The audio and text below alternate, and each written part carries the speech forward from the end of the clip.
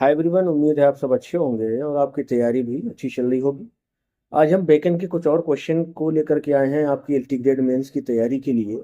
और उम्मीद ये करते हैं कि फ्रांसिस बेकन से कुछ क्वेश्चन आपको आपके मेंस एग्जाम में देखने को ज़रूर मिलेंगे। इसका पिछला जो सेशन है उसमें हमने करीब 3 क्वेश्चंस की बात की थी। आज हम चौथे से शुरू करेंगे। अगर आपने वो सेशन नहीं देखा है तो उसको पहले देख लीजिए, उसके बाद इसको देख लीजिए आकर के।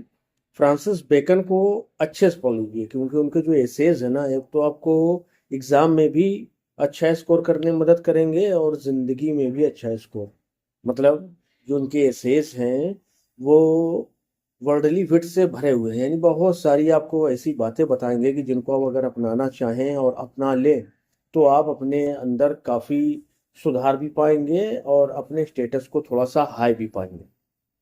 ठीक है, चलिए शुरू करते हैं। Evaluate the statement.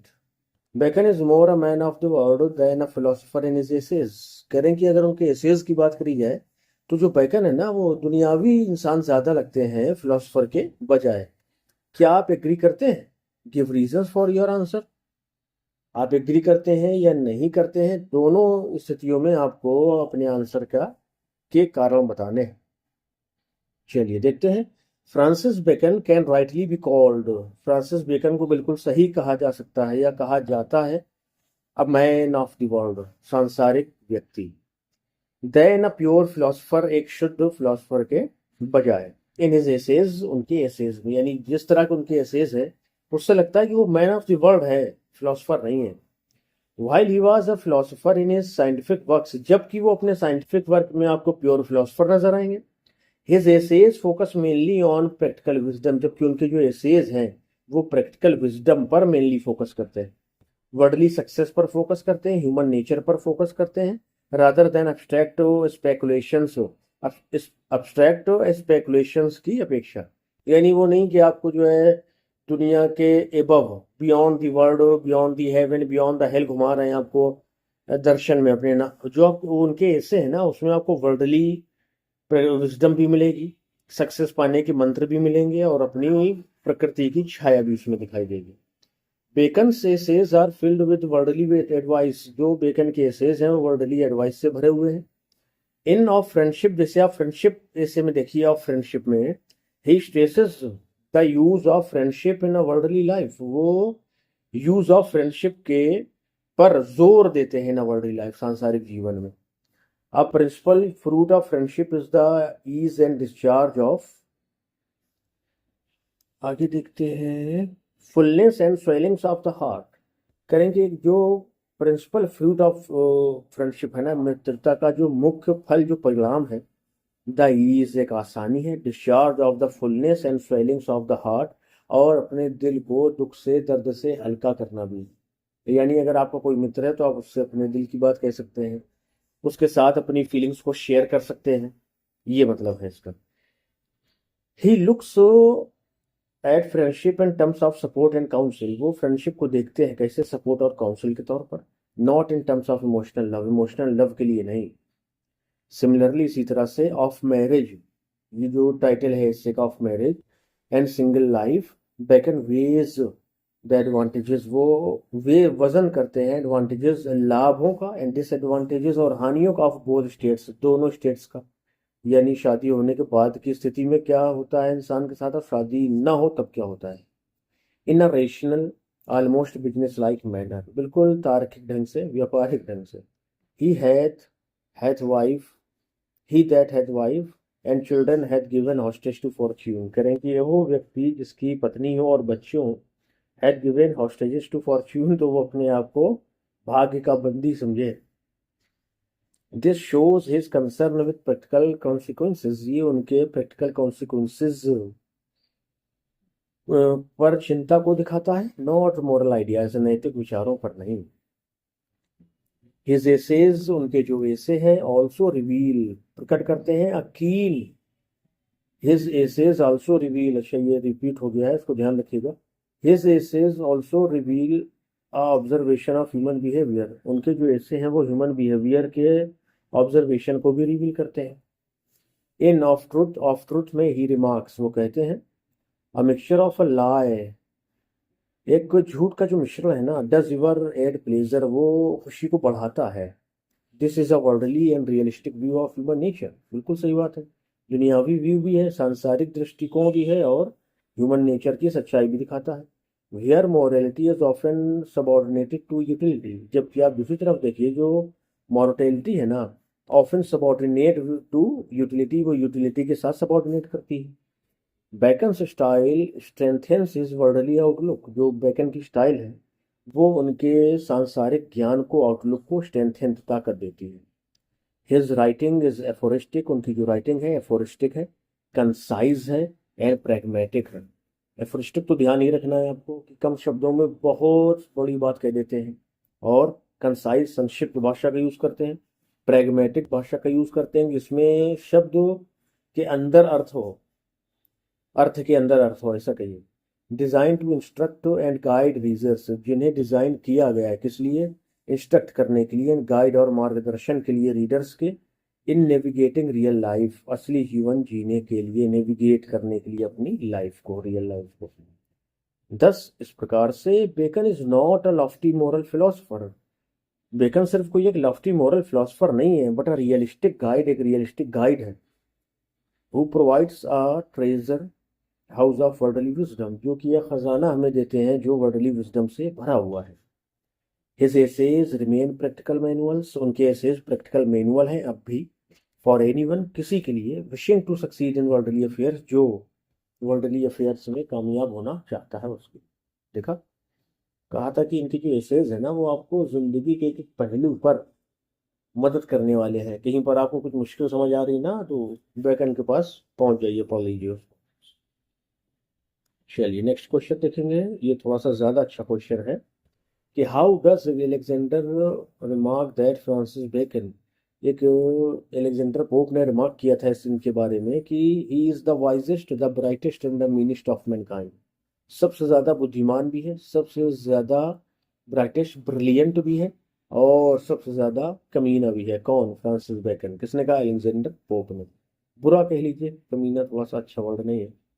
Reflect both brilliance of his essays, उनके एसेज की ब्रिलियंस को रिफ्लेक्ट करता है, and the contradictions in his character, और उनके कैरेक्टर में पाए जाने वाले कंट्राडिक्शन को, मतलब लिखते कुछ है और करते कुछ। ये भी शायद हिपोक्रेसी का शिकार होंगे, इसलिए पोप ने ऐसा कहा है। देखते हैं। एलेक्जेंडर पोप का description of Francis Bacon, Francis Bacon के बारे में एलेक्जेंडर पोप का जो डिस्क्रिप्शन है कि he was the wisest, brightest and meanest of mankind, aptly sums up the paradox of his life, वो उनके जीवन के पैराडॉक्स को सम अप करता है। इन राइटिंग्स, और उनकी राइटिंग के पैराडॉक्स को, यानी लाइफ और राइटिंग के पैराडॉक्स को।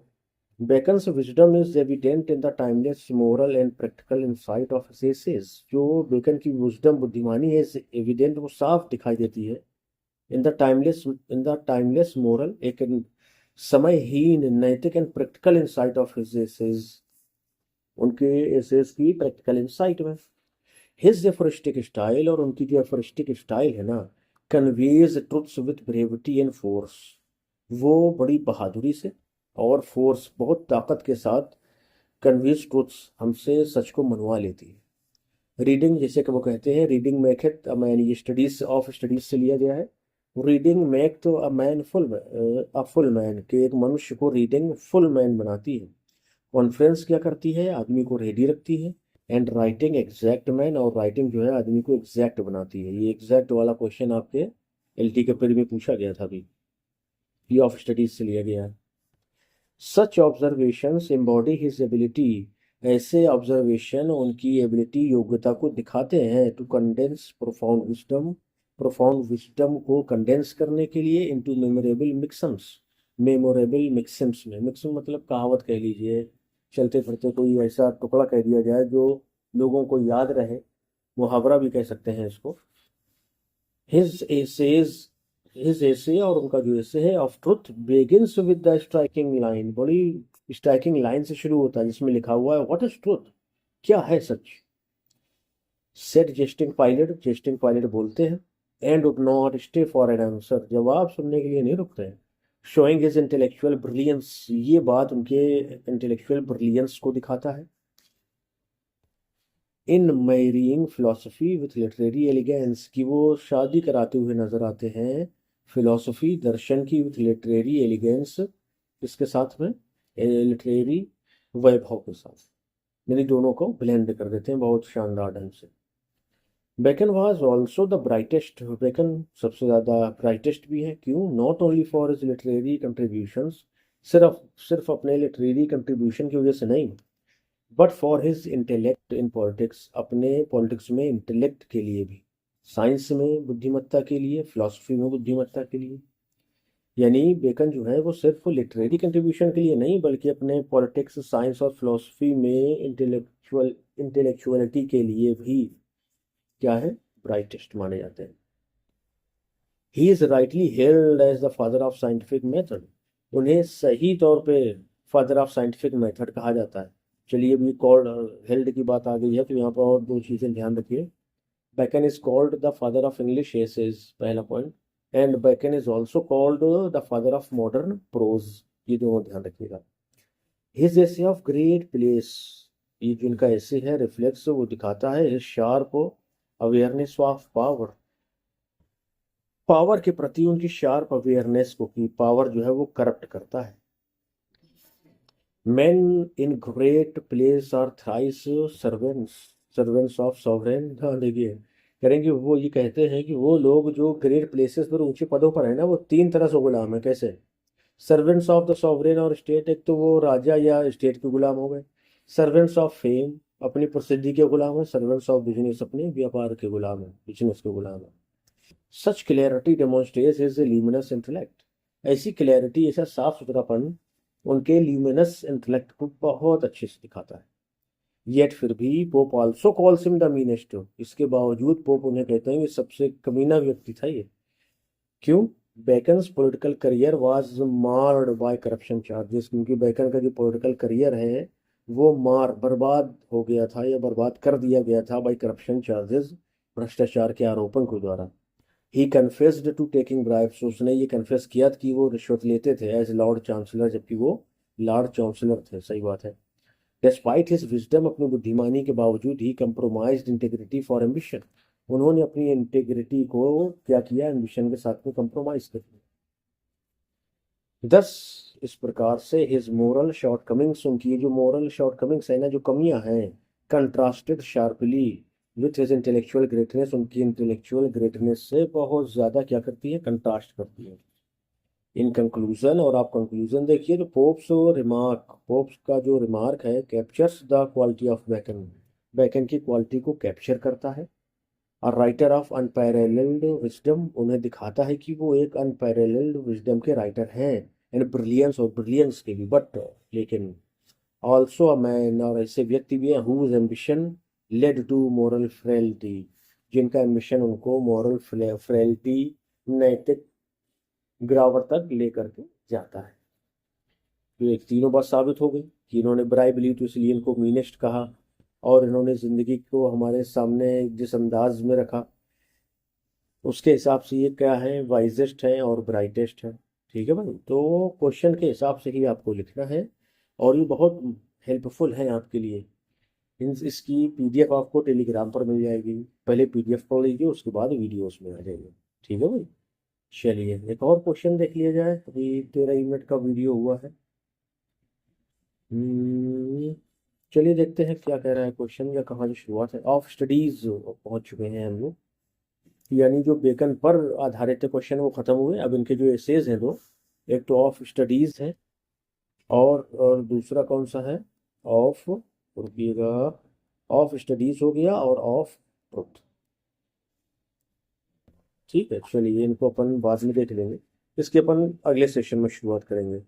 ठीक है भाई, तो एलटी के लिए आप अगर तैयारी कर रहे हैं तो हमसे जुड़ जाइए, चैनल को सब्सक्राइब कर लीजिए और टेलीग्राम को ज्वाइन कर लीजिए, ताकि आपको सारे वीडियोस की पीडीएफ आसानी से मिल जाए और आपकी तैयारी जो है बहुत बहुत अच्छी हो जाए।